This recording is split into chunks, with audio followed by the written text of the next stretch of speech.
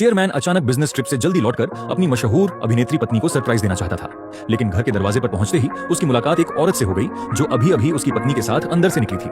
असल में इतने सालों से चेयरमैन ने अपनी शादी छिपा कर रखी थी ताकि पत्नी का करियर प्रभावित न हो, इसीलिए वह अक्सर खुद को पत्नी का फैन बताता था। लेकिन उस औरत ने उसकी बात सुनकर उसे सन की प्रशंसक समझ लिया और बिना कुछ सोचे उसे वहां से भगा देने लगी। उसी वक्त चेयरमैन की नजर उसके हाथ में पहनी अपनी करोड़ों की महंगी अंगूठी पर पड़ी।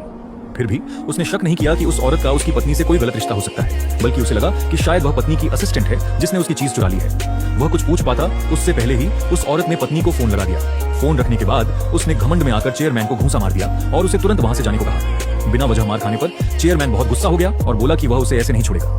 लेकिन औरत उल्टा उसी पर आरोप लगाने लगी कि उसने उसका फोन तोड़ दिया है और उससे मुआवजा मांगने लगी। फिर उसने दोबारा पत्नी को फोन करके शिकायत की कि यह सन की फैन उसका फोन तोड़कर पैसे भी नहीं दे रहा और पुलिस बुलाने की धमकी दे रहा है। पत्नी ने तुरंत फोन चेयरमैन को देने को कहा और उसे खूब डांट दिया। इस पर चेयरमैन ने सख्ती से चेतावनी दी कि उसकी असिस्टेंट जानबूझकर हमला और वसूली कर रही है और पुलिस स्टेशन में सीसीटीवी देखने पर सच्चाई सामने आ जाएगी। पत्नी को उसकी आवाज जानी पहचानी लगी, लेकिन वह पहचान नहीं पाई।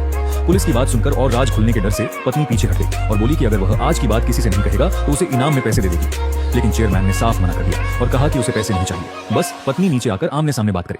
यह कहकर उसने फोन काट दिया। गुस्से में पत्नी ने उस औरत को मैसेज कर उसे पीटने का आदेश दे दिया और कहा कि अगर कुछ हुआ तो उसका पति, जो खुद चेयरमैन है, सब संभाल लेगा। औरत फिर चेयरमैन पर हमला करने लगी, लेकिन इस बार चेयरमैन ने खुद बचाव करते हुए उसे रोक दिया। उसी समय उसके सचिव का फोन आ गया कि कंपनी में इमरजेंसी मीटिंग है, इसलिए वह वहां से चला गया। उसके जाते ही पत्नी नीचे आ गई। दूसरी तरफ चेयरमैन ने भी अपने लोगों से उस औरत की जांच करवानी शुरू कर दी, क्योंकि उसे लग रहा था कि मामला कुछ गड़बड़ है, वरना एक असिस्टेंट इतनी हिम्मत नहीं दिखाती। उसी रात जब चेयरमैन अपने कर्मचारियों के साथ अपने ही होटल में खाना खा रहा था, वही औरत नशे में धुत होकर कमरे में घुस आई। वह महिला कर्मचारियों के साथ बदतमीजी करने लगी और चिल्लाने लगी कि वह पत्नी को बुलाकर चेयरमैन को सबक सिखाएगी। फिर उसने घमंड में कहा कि अगर चेयरमैन घुटनों पर बैठकर माफी मांग ले तो वह उसे छोड़ देगी। चेयरमैन उसे सबक सिखाना चाहता था, लेकिन वहां महिला कर्मचारी होने की वजह से उसने अपने सचिव को फोन कर लोगों को भेजने को कहा। यह देखकर उस औरत ने भी पत्नी को फोन कर दिया और बताया कि पिछली बार वाला आदमी फिर होटल में है, जल्दी आकर उसका साथ दे। कुछ ही देर में पत्नी वहां पहुंच गई और आते ही बोली, जान क्या हुआ? फिर चेयरमैन की ओर देखकर बोली, अब तुम्हारे पास कहने को क्या बचा है? तो पैसे नहीं चाहिए, बस पत्नी नीचे आकर आमने सामने बात करे। यह कहकर उसने फोन काट दिया। गुस्से में पत्नी ने उस औरत को मैसेज कर उसे पीटने का आदेश दे दिया और कहा कि अगर कुछ हुआ तो उसका पति, जो खुद चेयरमैन है, सब संभाल लेगा। औरत फिर चेयरमैन पर हमला करने लगी, लेकिन इस बार चेयरमैन ने खुद बचाव करते हुए उसे रोक दिया। उसी समय उसके सचिव का फोन आ गया कि कंपनी में इमरजेंसी मीटिंग है, इसलिए वह वहां से चला गया। उसके जाते ही पत्नी नीचे आ गई। दूसरी तरफ चेयरमैन ने भी अपने लोगों से उस औरत की जांच करवानी शुरू कर दी, क्योंकि उसे लग रहा था कि मामला कुछ गड़बड़ है, वरना एक असिस्टेंट इतनी हिम्मत नहीं दिखाती। उसी रात जब चेयरमैन अपने कर्मचारियों के साथ अपने ही होटल में खाना खा रहा था, वही औरत नशे में धुत होकर कमरे में घुस आई।